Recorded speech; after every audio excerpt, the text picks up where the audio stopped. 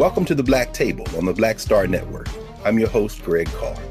We'll devote an hour today, as we always do, to exploring ideas and subjects of general importance and special importance to African people and others fighting for the struggle to make and build a better world. Well, we are in the week of Juneteenth. For the second time in the history of the United States of America, there will be a national Juneteenth holiday celebrated. We are very excited about that here at the Black Table. In fact, so excited that we have lined up a couple of guests to help us think through the history of Juneteenth and the meaning of Juneteenth, the first of which will help us put it in an international context and help your celebrations really pop. And then we'll get into the deeper significance of Juneteenth as it relates to Texas, the history of the United States, and the future of the United States.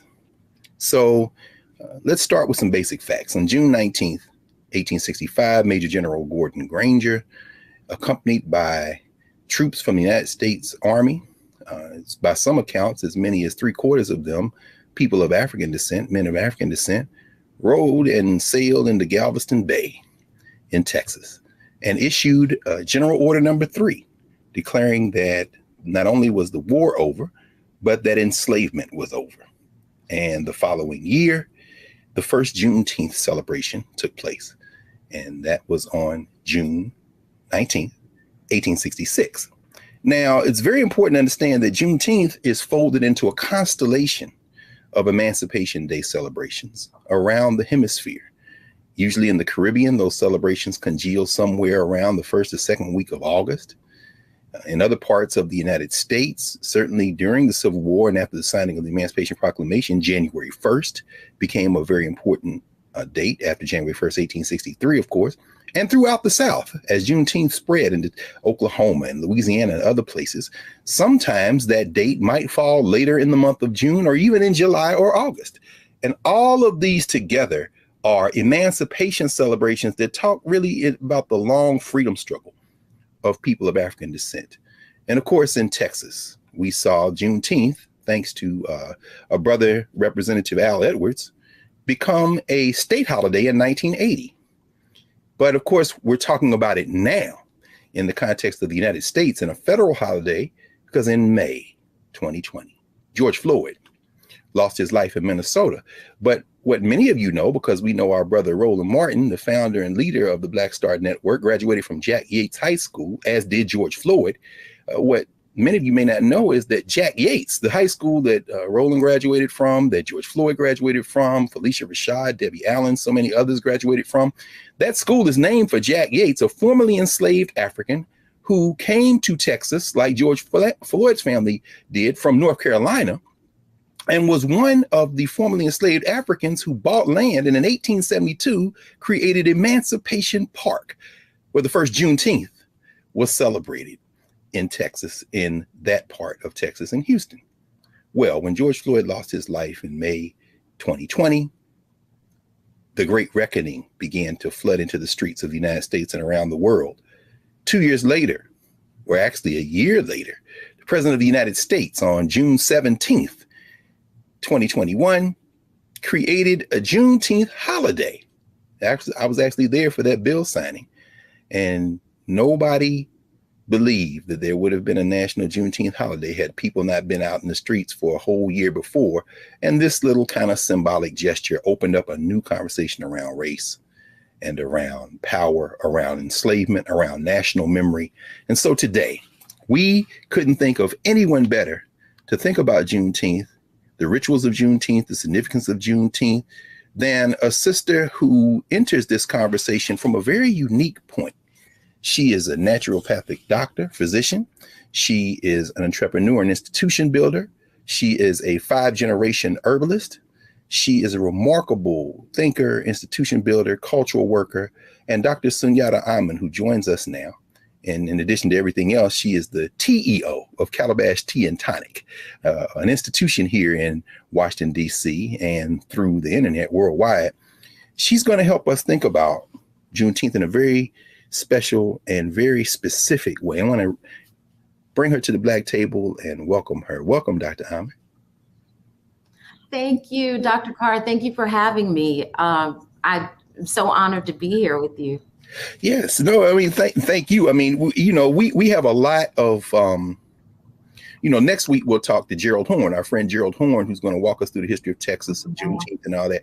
But today we were like, okay, everybody's going to be celebrating. And of course, our people have been celebrating all along in Texas with the barbecues and the foot races and the pageants and the games. But the food is significant in all human rituals. And people now who are stumbling around in the stores trying, well, I want to celebrate Juneteenth, or I want to honor Juneteenth. What do they eat? I mean, what do they do? We said, let's get Dr. Amen to talk about this, because you published recently an article in the Washington Post. Actually, I guess it was last week, where you talk about the significance of some of the Juneteenth foods as they relate to the celebration and the culture, and particularly the concept of these red foods. But we want to talk about that in the next segment. What I hope you'll share with us today in this first segment a little bit is more about yourself. I mean, we know you obviously from a lot of work, whether it be CNN or the Washington Post, whether all the institution building you've done, your president. But tell us a little bit about Dr. Sunyatta Amen. Wow. What an intro. I appreciate that. I am a fifth generation herbalist and the descendant of Maroons, two sets of Maroons. Maroons from the Great Dismal Swamp here in the United States, and Maroons that are Jamaican. And I believe that kind of puts me in like this really awkward, strange space of being a cultural custodian. And as much as I tried to run from that as a young person, I was like, I don't want to do this work. I mean, I grew up in a health food store. My dad is an ethnobotanist by training, who also trained in Cuba in school there, at university in Cuba at a time when Cuba was extending invitations to high school and college students to come there for university. And the last thing in my life I wanted as a young person was to do this work, was to be an herbalist, was to, be centered in building community. And I know that may sound strange, but when your parents are activists, it's like, oh, here we go, another march. Or I hope you don't mind, because I know we had you a couple of years ago talk to the freshman class at Howard University, and 1,500 students that you talked to. I mean, everybody was wrapped in attention, and their parents and their parents' parents know your family, because it wasn't just any health food store, wasn't just any herbal store. Say a little bit about that practice that you were literally born into one of the most important institutions, not only in New York City, but really in the diaspora as it relates to this work. Could you say a little bit more about growing up in that particular store and what that work looked like? I was definitely the free labor in my parents' shop. And that's to say that's what community is about. A lot of times the spirit of entrepreneurship is the seeds are sown. And that's what we talk about when we talk about self-sufficiency and revolution and freedom as is celebrated during Juneteenth is our connections to our community, our business community, et cetera. I mean, that's where we see the dust ups, right? Like in Oklahoma, in Tulsa, and, is in North Carolina is when we are connected through business. And so growing up, as I said, not realizing how pivotal my parents and the folks that continued that work would be in Harlem. My dad opened in the early 70s a place called Black Pyramid. I guess Pyramid wasn't Black enough. I don't know. Well, either way, it became legendary. When you say Black Pyramid, certain people start, oh, really? Oh, yeah. So, right. And the offshoot of that was Tree of Life. Yes. And so my dad's partner and my dad and my cousins sort of shifted that focus into a full-fledged bookstore. They figured, if you're feeding people's minds, you're going to feed their bodies. There has to be this shift in consciousness. And so that store existed for maybe 25 years, and then Tree of Life up until, not so long ago. And these became bastions in the community. My dad opened 3 stores ultimately, and what I find is that people do come to me and say, "Oh, I know that place," or "I bought books there," or I ate at the juice bar in there," and it is only as I became a little bit older young adult that I realized the importance of that particular thing, which I had pushed away from me. So every time I thought I was getting out, they pulled me back in. Well, you know what? I think what we might want to do now, why don't we do this? Why don't we pause and come back in the second block, and then we can get into not only your apprenticeships, but then open that into how, when we're going to have this conversation about the significance of the Juneteenth foods, you know, all of this background and all this momentum you are able to empty into these rituals and help us understand what we're actually putting in our bodies for this ritual holiday. So we'll be back in a moment with our guest, Dr. Sunyatta Amen, the TEO of Calabash Tea and Tonic, and the history of Juneteenth through the foods of Juneteenth. Back in a moment at the Black Table.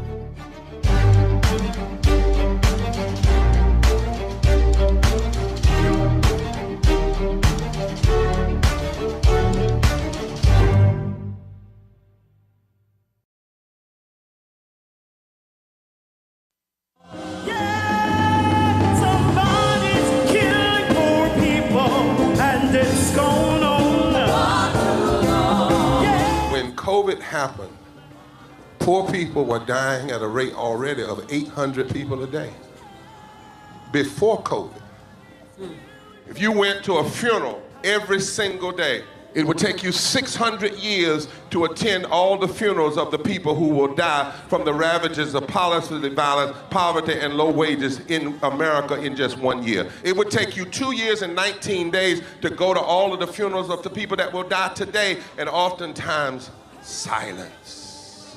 Nobody talks about this political genocide, but we are determined today to remember their death and be a resurrection of voting power and voice power like never before.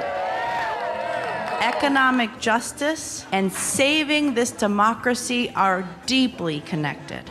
We, as a nation, must listen to the demands of the poor, who are pushing and will continue to push political candidates and elected leaders to lift from the bottom so that everybody can rise. Take back the mic, take back the mic, take back the mic, take back the mic. We are the poor, the marginalized, and the underpaid. And we are taking one step forward to say that everybody has a right to live. Poverty is not the fault of those who are impoverished. It is caused by those who make the policy. There are over 135 million poor and low-wage, low-income people in this nation. The biggest block of potential voters by far is low-income, low-wage voters.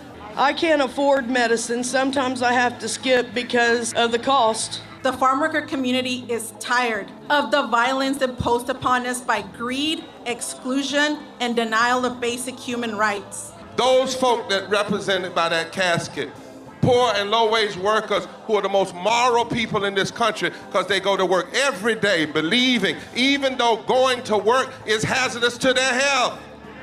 I'm tired of working 70 to 80 hours a week and still not have money for the necessity of bills. I'm tired of getting sick and not being able to go see the doctor. Having to make a choice to pay between rent or the light bill or food or clothes. You cannot claim to care about families and a culture of life and then do everything in your power to rob people of equal access to resources and to force them to live in poverty. Leadership of both parties have waged war on poor people and low-wage workers. And this government has treated people experiencing poverty, including their military families, with disdainful, deliberate, malicious neglect. So the truth is that my son died from poverty. We refuse to accept poverty as the fourth leading cause of death. The fourth leading cause of death in this, the richest country in the world. We march today for our children and the generations to come. And we need to do it with the loudest voices possible, the biggest actions possible. We will voice our demands and register our vote. When we stand up And when we stand together, things change. There is the electorate that is, and then there is the electorate that should be. 34 million eligible poor and low-income voters did not vote in 2016. If just 20% of those voters in swing states were mobilized around an agenda, they could change the political outcome of every election. So we're launching the most massive voter mobilization and turnout campaign in history of poor and low-wage voters, allies, and religious leaders. People are dying, but we know it doesn't have to be this way. And so we are calling on everyone to join us in this Poor People's Campaign, a national call for more revival. We are here, we will be seen, we will be heard, and our power will be felt. We don't need to be an insurrection. We are a resurrection that will be felt across this country. Are you ready? Ready? Ready? Ready? We are a resurrection, and we are ready. And we won't be silent anymore.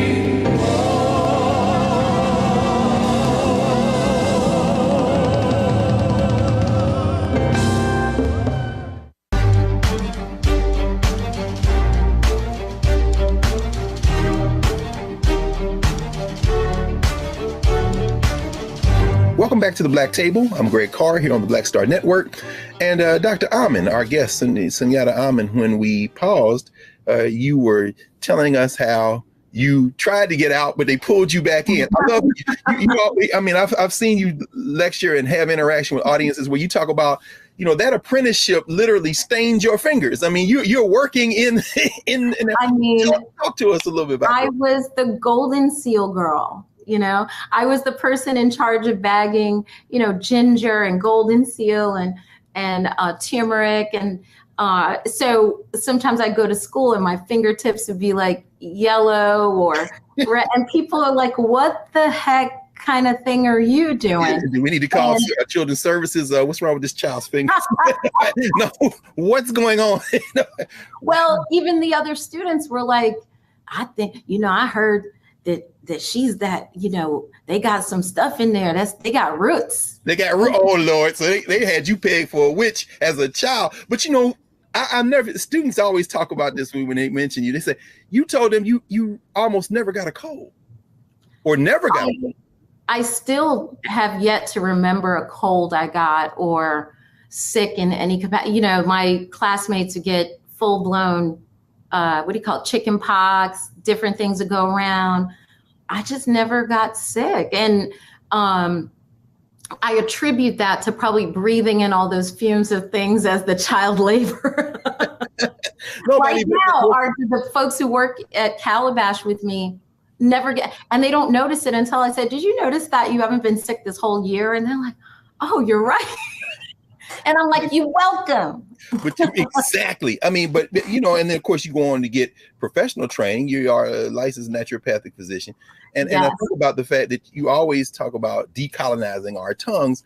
And part of that is restoring us to our natural health. I mean, people think, well, I eat this because it tastes good, but you always remind us, and I'm there because, you know, I'm drinking out of my Decolonize Your Tongue. Okay. You know, I got a rep, I got the maroons. Oh, the maroons. Look, I started to rock my original Maroon 5 joint because I know we're going to talk about that a little bit later in terms of foods of resistance or even now. But, you know, you're constantly reminding us that what we put in our bodies, you know, makes all the difference. And so, you know, could you talk to us a little bit about the significance of food in the body, and particularly for people of African descent, as we begin to think about those formerly enslaved people who never stopped practicing health with the foods that they ate?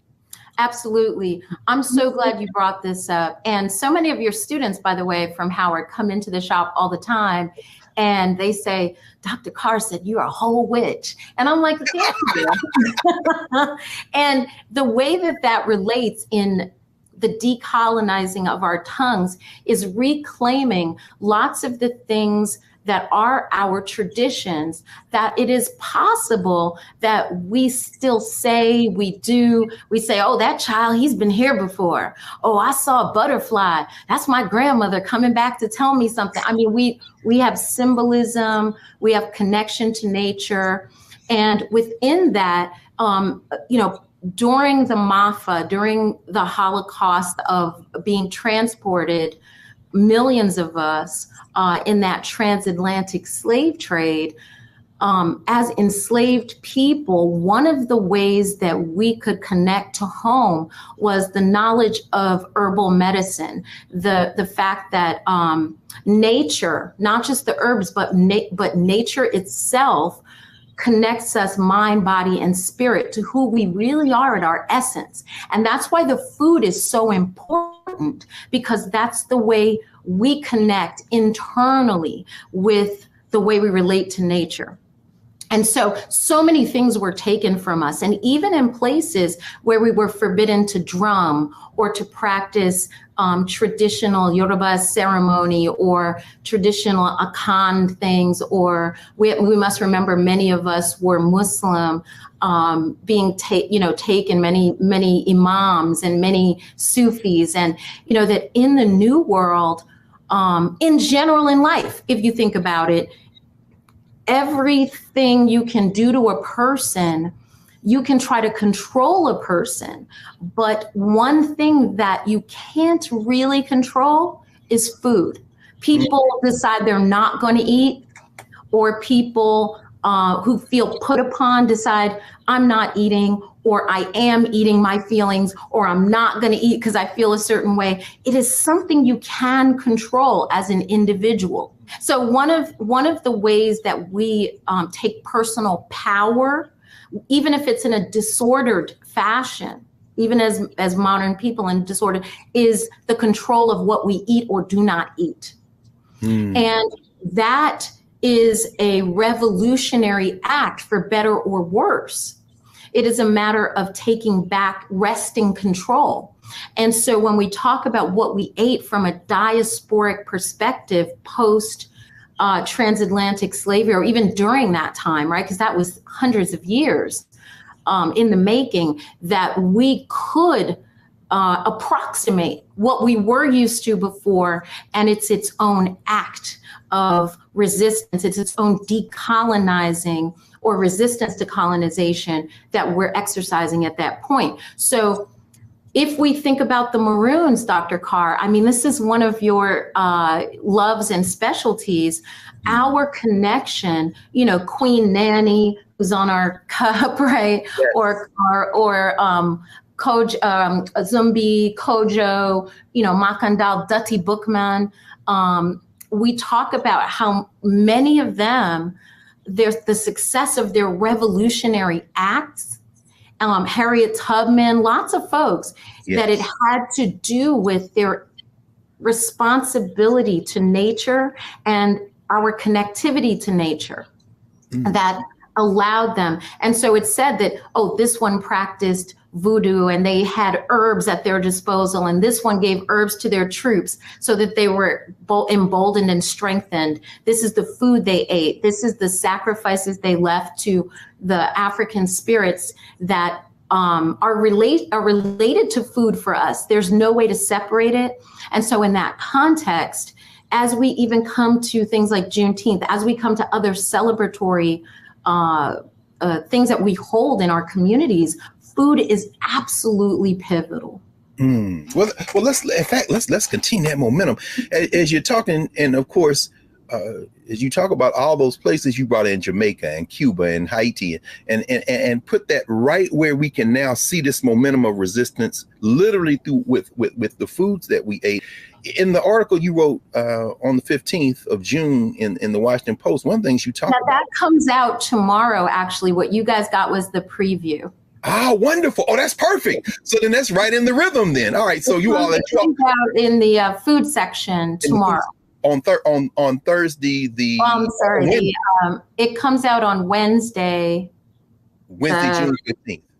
Yes. So by the time folks are seeing this, it will have already come out. So you all can now access the Washington Post and see this article. And so in it, you talk about several of those herbs, those plants, and you focus in on hibiscus. And you write hibiscus plants with a lot of the other botanicals that come from Africa, like ginger and the various spices, as you said, came with us on those ships. And they not only allowed us to continue our practices, they continue to heal us. And of course, you know, coming out of the Caribbean as you do, you also write about how over the last decade plus, that sorrel that so many people in the diaspora enjoy, you know, it has medicinal benefits. Could you talk a little bit about what makes the red and some of these red drinks that we consume, not all of them, as we'll talk about in a minute, but some of them, what makes them so powerful? And talk about some of those herbs. That's such a great question. Red is a significant ancestral color for us. In many of our West African traditions, red symbolizes ancestral connection and power through blood connections. And that connection doesn't have to be people you're related to, is symbolic. And so when you talk about Shango, when you talk about Alegua, whose bracelets I have on now, both of those deities, but you know, we talk about red being a color of power. When people get married, they're often wearing red, not white. People are there is red involved in ceremony and palm wine and cola. I know Coca-Cola made this formula that people associate cola with brown, but that's because it's been dyed brown. But the truth is that cola nut, you know, you have white colas, red cola nuts. It's those are associated with divination, with asking the creator, what's the next step, or how do I go forward? And wait, Prof, before we go, I don't want to dwell on this, but just so folk catch that, Coca-Cola, like we drink Coca-Cola, that has roots in the Caribbean as well? I mean, this has roots in Africa. Wow. And, you know, when we talk about a drink like that, we're talking about the fact that it's dyed brown from sugar product. It is sweet from sugar product. It is spiced, seasoned with cola nuts, which are traditional to us in West Africa, right? It is even when they used to put cocaine in it, it was coca leaves that are indigenous to, you know, South America, until they got busted with that, and they were like, you can't put that in. Okay, I didn't want to look. Hey, you all. Dr. Amen's coming back to the black table. I'm just going to claim that right now because we're going to have to do a whole thing just around Coca-Cola and imperialism in Africa and the Caribbean. I didn't want anybody to miss that footnote. So that's a teaser for the next time you come. Anyway, I didn't stop your momentum. Okay, so. No, I love that. I would love to come back and just talk about the colonization of our indigenous foods that are now superfoods in Whole Foods, and, you know, just coming forward on that. So, I love that you've asked this question, and our interconnectivity, wherever you see that hibiscus plant and these other indigenous West African plants, wherever they're growing, wherever you spy them, you're seeing Africa. It's the thumbprint. It's the indelible thumbprint, because, you know, hibiscus stains whatever it touches, and it has left a fingerprint, a watermark of capitalism, imperialism, enslavement, and resistance. It's leaving its mark. Well, you know what then? I think that's actually a perfect place for us to pause. And when we come back in our next segment, let's pick up with that red drink. Because just like Juneteenth, you know, I've heard a lot of debate and discussion saying, well, Juneteenth belongs to us as Black people. It's not American. It's not everybody in America. It's enslaved people. And then people say, well, Juneteenth isn't part of the Caribbean. It isn't part of Africa. We are African Americans. Well, just like you said, anytime you see that red, you see us wherever it is. Anytime you see Juneteenth, you see liberation struggles wherever they are. So that's perfect. When we come back in a moment with you, Doc, we're going to pick right up and ask you about that red drink. We're going to ask you about not only its significance, but where we see it, how it connects to Juneteenth, other red drink options. And for those of you who have read the Washington Post article, Dr. Amen includes a recipe on how you can brew your own up. But we'll be back in a moment here at the Black Table, Black Star Network. Back in a moment.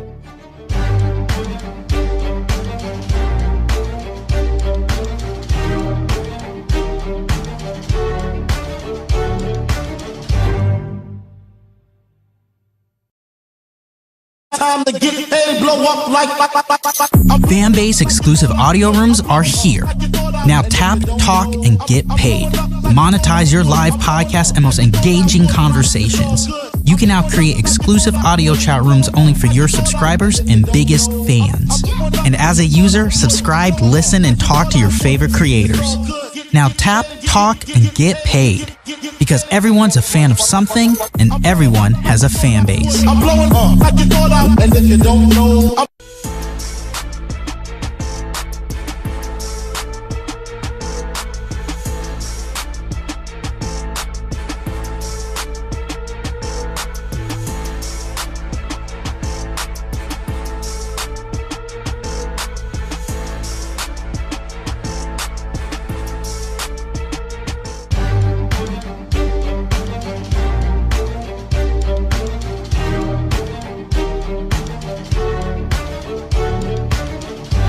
Welcome back to the Black Star Network.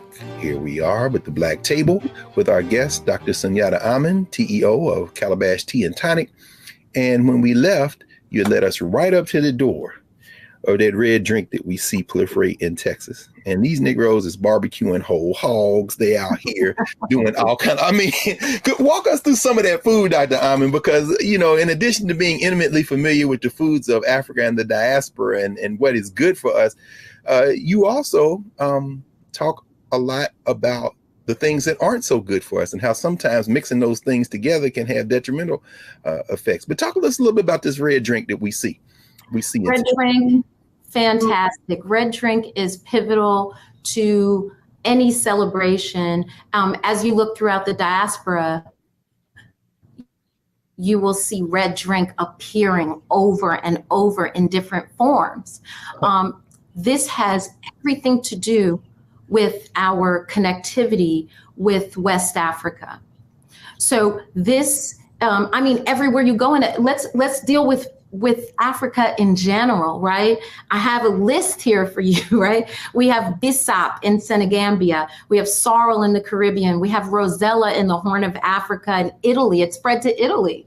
And the Middle East, they call it Rosella, or so-called Middle East arbitrary geopolitical term. Yes. Let's not forget that. Yes. In Egypt, you're going to call it karkade. Oh, that's my favorite. Yeah, anytime we go to Egypt, I know you've been there many times, me too. We get off the plane looking for that karkade. And they're ready to give it to you because no question. It's a celebration that you're coming home. Yes. And people, we always warn the folks to travel with us. If you're on blood pressure medicine, you better be careful, because if that thing starts tasting good to you, it can mess up your medication because it lowers your blood pressure.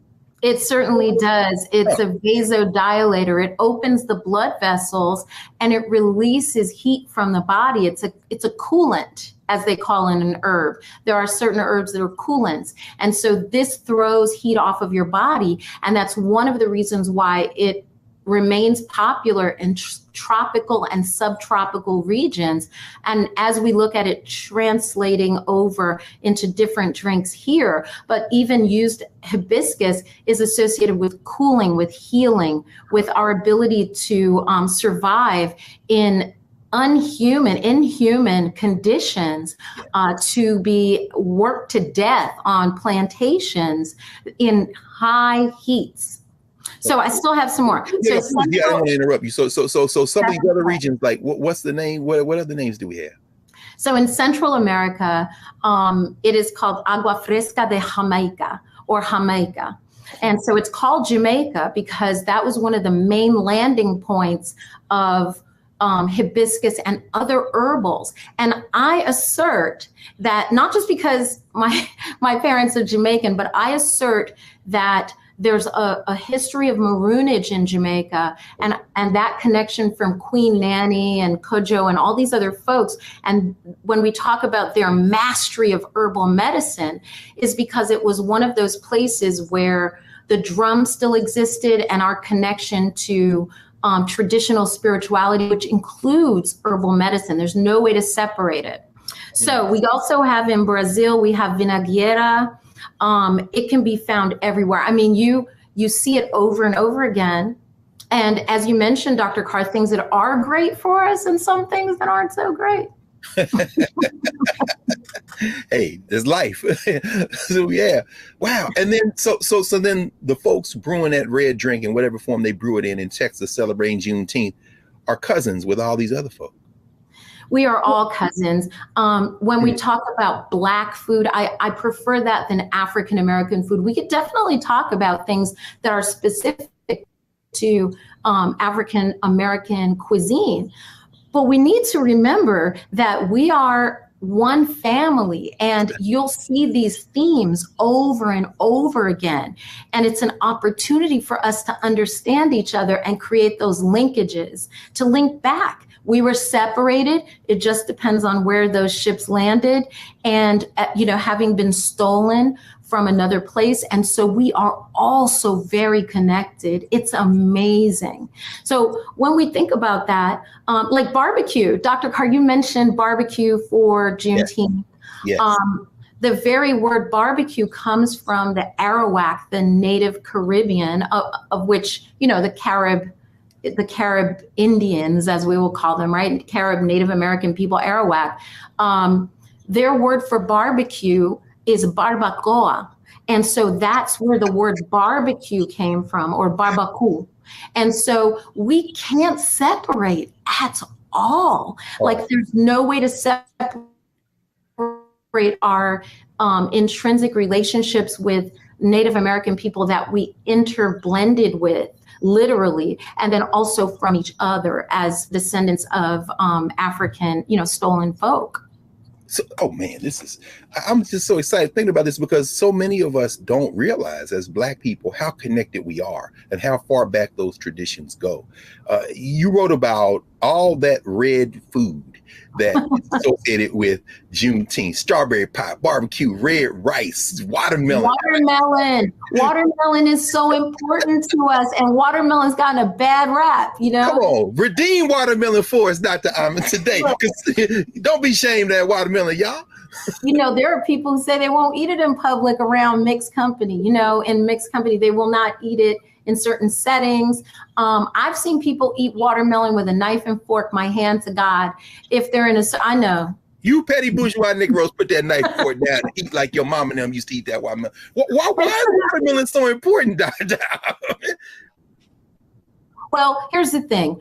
Fair enough, right? Chicken and watermelon became associated with us in a very negative capacity. And in the framework of that, I think personally that foods that we eat with our hands became villainized.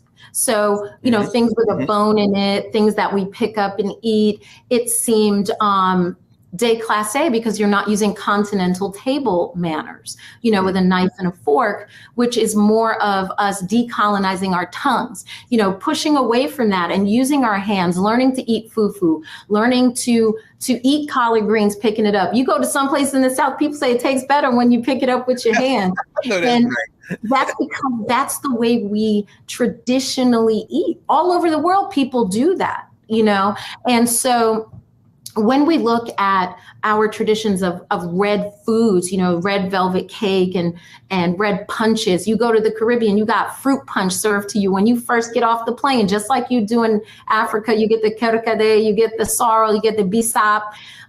In the South, we have our own traditions, and parts of my family that are from North Carolina went to Texas.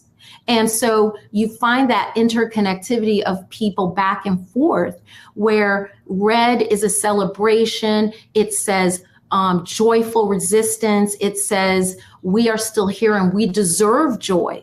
And in the context of that, commercial enterprises like how we mentioned Coke and other makers of soft drinks and hard drinks, right? So non-alcoholic and alcoholic drinks, really started to recognize these Black folks like this red drink and red foods. Yes. Let's see how we can color things with as much red as possible, whether it's candies and the Skittle and the, all of this stuff, the red sodas, Big Red and Kool-Aid. Oh my God. You're hitting too close to home, Doc. You're hitting too. I mean, as a child, I'm thinking about Red Hots. I'm thinking about those. In fact, it got so bad that we used to go to the store and we would ask for the candies and the Kool-Aid by the color. Just give me the red. You want the red or the So are you telling me that this is deliberate? This was a deliberate marketing campaign. Well, think about the fact, Dr. Carr, that we don't describe it as a flavor. No. It's not cherry and it's not strawberry, and it's not hibiscus flavor.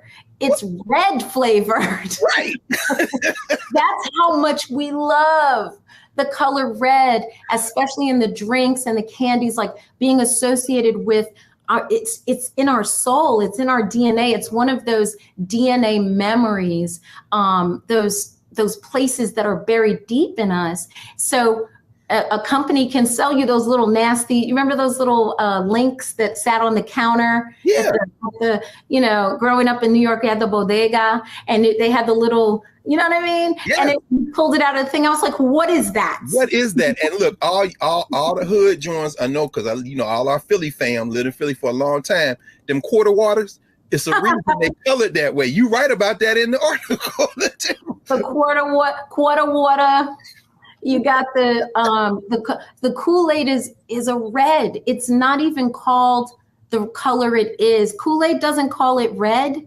My God. We call it red. We call it red. Water ice in Philly. What y'all call it in New York? In Philly, they call it water ice. But they push it. Like the Italian ice. Yeah, Italian ice. But it's like, you call it by the color. Give me the red. I want the blue. I want the red. And you could tell because everyone would walk around with a red tongue. Oh, no, their tongue and their mouth was red. We didn't care, And so when we talk about large food corporations recognizing our love for these things, Juneteenth factors into that, in that so much of our celebration there in the Caribbean with sorrel and pushing into our northern loves for red, it's like they say, oh, wait a minute, we can market this as a thing specifically to people of color. Why don't we, when we come back in our last section now, why don't we come back with the implications of this? Because as we know, this is all new territory for us. These rituals that you have practiced and seen and inherited from the Caribbean, from Latin America. Now this one here in the United States, Juneteenth, has been nationalized and in a kind of struggle over what it means to remember what it means. And we already see the first forays into our community from these corporations as it relates to Juneteenth. So why don't we, when we come back in our last segment, help our viewers think through what it means to celebrate Juneteenth through the food, what it means to protect and extend our traditions, and how we can link our institutions so that we can always preserve the best of these rituals. So we'll be back with Dr. Sunyatta Amen, and we'll be talking more about Juneteenth and these foods at the Black Table. Back in a moment.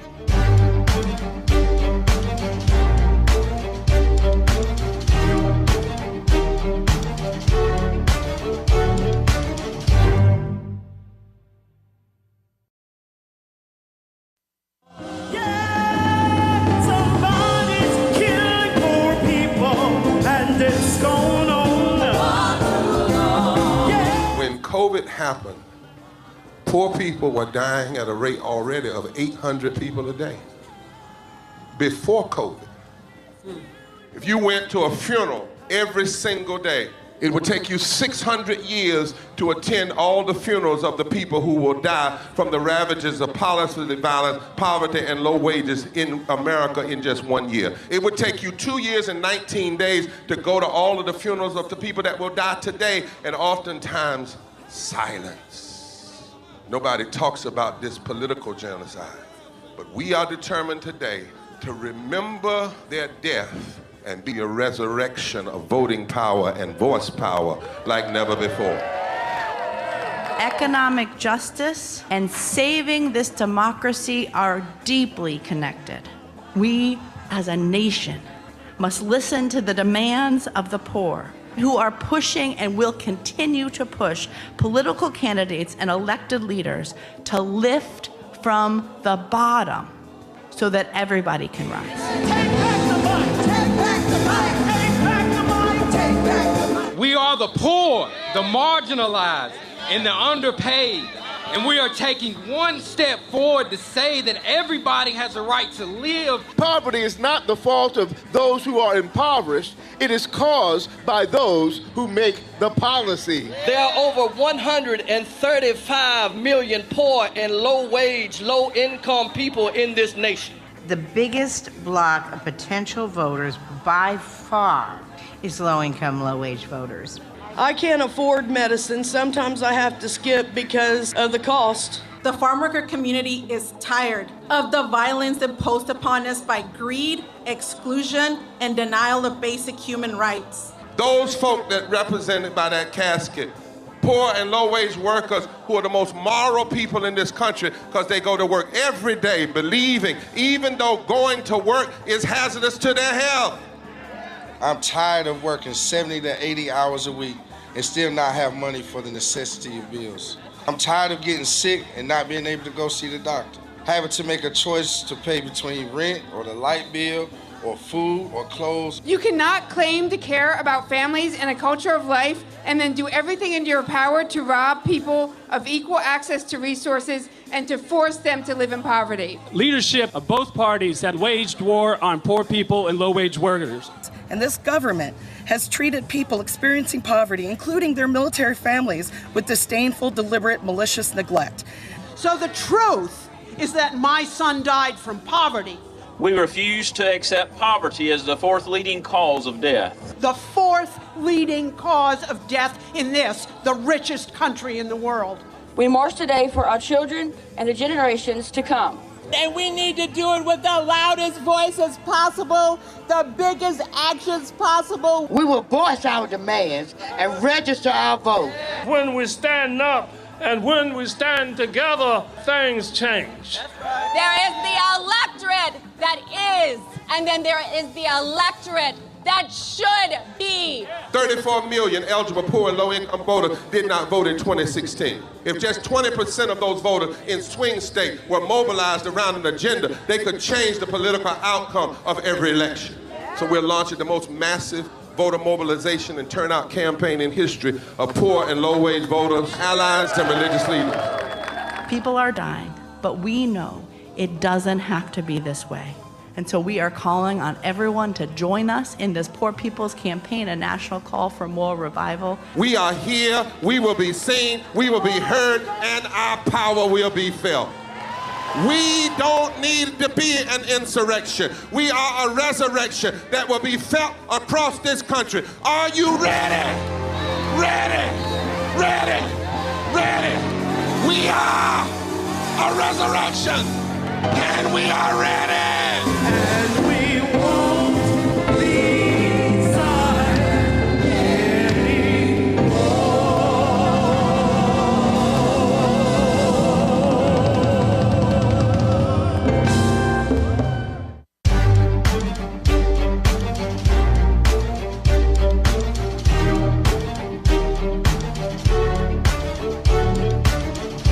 Welcome back to the Black Table. Greg Carr here on the Black Star Network, and we are honored today to be joined by Dr. Sunyatta Amen, who is really helping us think through not only the history and meaning of Juneteenth, but the rituals, the foods, the icons, the shrines, the totems, everything culturally that is connected not only to that holiday, but it connects us as people to the best in our traditions. Dr. Amen, you know, we're now both witness. Certainly after everything shut down, you and the Calabash team went online and expanded. You know, a lot of people will be watching this from around the world, watching this broadcast. You led us right up to the horns of a dilemma now, because a lot of people now are going to be wanting to celebrate Juneteenth. I mean, I know that's one of the reasons that you wrote for a broader audience to help people introduce people. But there are some pitfalls probably associated with that. Could you talk to us a little bit more about that? You started at the end of the last segment talking about this, you know, the market coming in and saying, oh, we can exploit this. What do you see going forward? You know, this is a great question. Just like we see traditional superfoods making their way into the marketplace, you name it, you know, matcha and maca and hibiscus and, you know, mushroom and, you know, all of these foods that are now foraged, which we just call going out in the woods behind our house and grab. Your grandmother said, "Bring back that pokeweed and let's make a salad." Right. Yes. So what we do see is things like this Juneteenth ice cream dust up that occurred, where our foods start to get marketed back to us. They didn't even let that joint, no pun intended, cool off. They didn't let it cool off. How about that? And it was too soon because they received the backlash. Like, what? Juneteenth? But they're going to be back, aren't they? Oh, yeah, definitely. We're going to start to see more Juneteenth sales and lots of things revolving around food, because that's a huge part of the tradition. And as we said, these red foods, we're going to see it more and more. And it's going to go in it's going to be a soft sell where it'll start with foods that we're accustomed to being red, like we talked about earlier. And then it's going to move into certain kinds of product. And what ends up happening a lot of times is if they can get a Black representative, then that person will introduce it. And that's where they messed up, to be honest, with the ice cream. You know, it's funny you say that, Doc. At the bill signing last year, they had Mother Opal Lee, the elder who is, largely associated with helping, push along with a lot of other folks. Yeah. And we were standing there. Here's Congressional Black Caucus and the President of the United States signed that, Vice President Harris. And I'm standing in the back with the cats that guard the place, which, as we know, are Black and brown people. And I'm standing between these two police officers. One young sister, she said, I'm from Texas. We've been celebrating this all along. And the brother was like, right? I said, well, what y'all think's about to happen? And they both just shook their heads and started laughing. Right.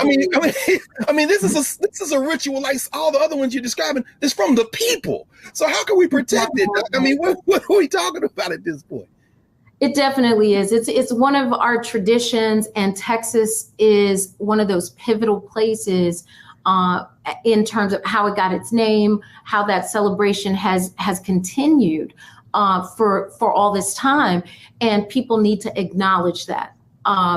What we look at as a whole is that we do not want to be sold to in this consumer fashion, and when we examine it, when we zoom out macroscopically, we're being sold to all the proclivities for. We have those proclivities. So what's happening is this will be the latest in that set of things. And red foods had already been marketed to us, but now there'll be an excuse that takes it out of the quarter water and the now-a-latest, the watermelon now-a-latest, and the hot link sausage on the counter, so it'll start shifting from the Kool-Aid into more palatable, sorbets and things that seem a little classier than what we were used to as children being marketed to. And so we'll see a push into those spaces. Now, what I do think is fascinating is the amount of Black chefs who are coming out with recipes, who are saying, this is something to celebrate. Even if I'm not from Texas, I'm going to give you what's from my place that is right along lines with that. From the Caribbean, I'm going to give you this sorrel, because I will say that I feel like our love of hibiscus drinks, not the things marketed as red, has been pushed forward by Jamaicans and other Caribbean food places that returned our traditions back to us in a North American and like a North American capacity. And that's beautiful, because it's just the snake swallowing its own tail. There is no beginning and no end. It only exists in that capacity because we're from, as descendants of the Caribbean, we're from a subtropical environment where that thing grows all the time. Yeah. So it's our responsibility to return the healthier version to our folks, instead of just the red liqueurs marketed to us, the red sodas and the other things. I mean, why does the Kool-Aid man have to sound like Louis Armstrong? He's like, oh yeah, right, busting through walls. Right, that's true. No manners. No, yeah. What is that? Wow, that just, man, you just really are sparking so many memories for me. I mean, We grew up watching that Kool-Aid man bust through those brick walls. And until you said that, it never occurred to me the underlying cultural assumptions and stereotypes. And, I remember many years ago reading Manning Marable's book, How Capitalism Underdeveloped Black America. And that was the first time I read about how the soft drink companies marketed those colors, red and purple, and for the grape and red soda, and how they really tapped into that market very deliberately, and how Black people were the consumers. And I know you know about that. I mean, Dr. Carr, even their logos, McDonald's has red, Wendy's has red, KFC has red. Popeyes, and you name a restaurant, Pizza Hut, any of it, red is pivotal to their marketing to us. Starbucks, green. Okay, so we have to know who is green. Right, that's true. Whoa, stop playing. Okay, so we got to come back. People are saying, you know what? I do want to ask you this before we go. You have been and continue to be one of the most successful and nuanced kind of bridge builders without sacrificing anything in terms of cultural integrity and foundation. Help us think through what we should be looking, not only what we should be looking for, but how we can meet this moment in a way that enhances our communities. You're always looking to teach, regardless of anybody's background, their culture, and we know that this flood of commercialization is coming. How can we, what should we do to meet this moment? And what are you all doing? In fact, at Calabash, you're an institution builder, you're an entrepreneur. How should we move in this new environment, this new Juneteenth environment?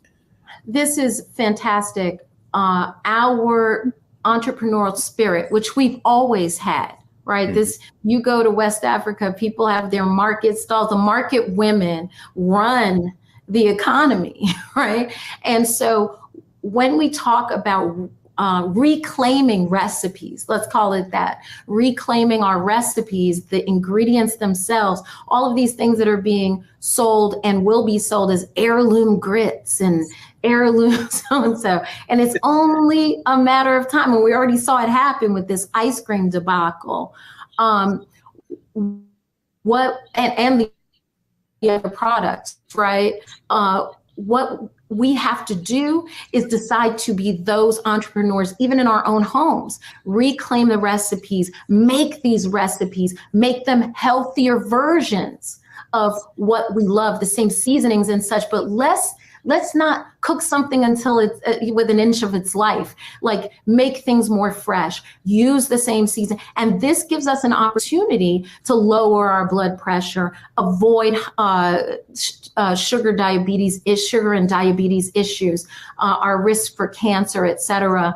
This is imperative because good health is not only your birthright, but it is also a revolutionary act. Yes. And as much as I fought this as a child, I am now getting it. Listen, y'all, here we are on the verge of the Juneteenth holiday. I don't think, with the producers, we were talking before, and, they said, let's move this to the first of our two-part conversation on Juneteenth. And, thank you for doing this, because it's going to be a lot of celebration. It's going to be a lot of noise. But when you watch this hour that we've spent with you today, this just resets the paradigm. It just strengthens us. And ultimately, our health is a revolutionary act, huh? It absolutely is. It is intrinsic to our joy. And if it is true that every American citizen is due life, liberty, and the pursuit of happiness, our being able to live is pivotal to that entire flow.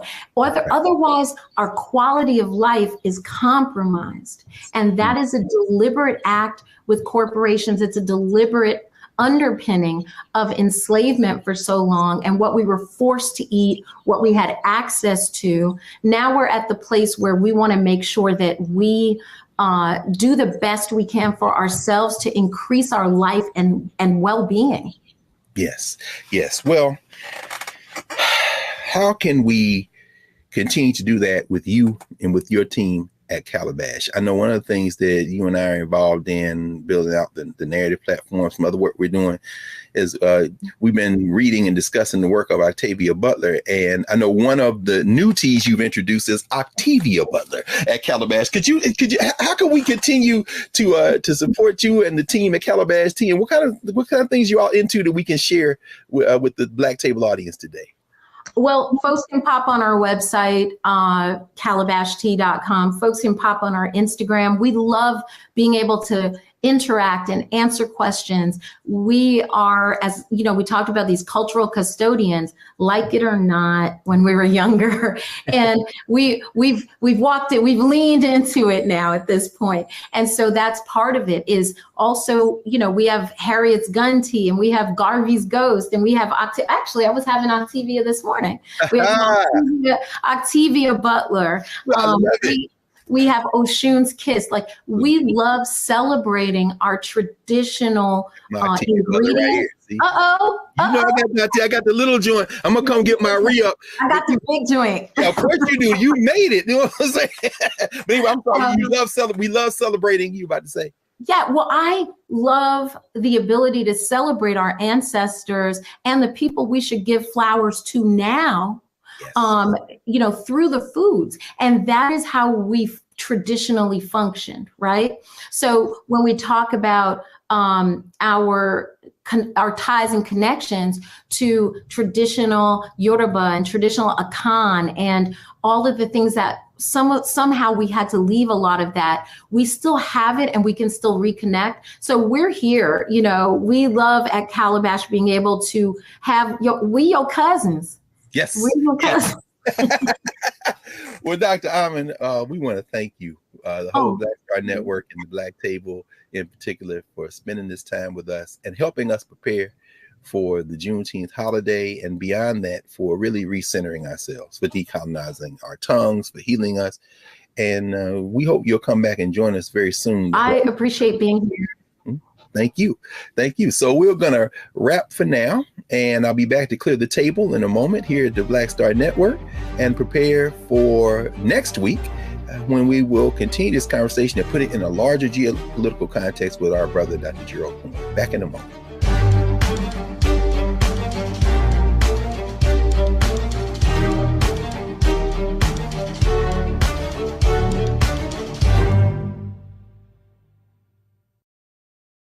Time to get paid, blow up like Fanbase exclusive audio rooms are here. Now tap, talk, and get paid. Monetize your live podcasts and most engaging conversations. You can now create exclusive audio chat rooms only for your subscribers and biggest fans. And as a user, subscribe, listen, and talk to your favorite creators.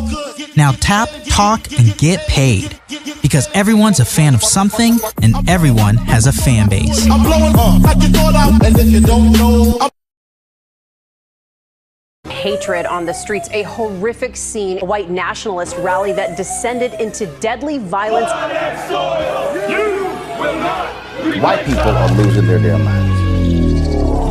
As an angry pro-Trump mob storms the U.S. Capitol, we've seen shooting. We're about to see the rise of what I call white minority resistance. We have seen white folks in this country who simply cannot tolerate black folks voting. I think what we're seeing is the inevitable result of violent denial. This is part of American history. Every time that people of color have made progress, whether real or symbolic, there has been what Carol Anderson at Emory University calls white rage as a backlash. This is the rise of the Proud Boys and the Boogaloo Boys. America, there's going to be more of this. Here's all the Proud Boys, guys. This country is getting increasingly racist in its behaviors and its attitudes because of the fear of white people. The fear that they're taking our jobs, they're taking our resources, they're taking our women. This is white fear.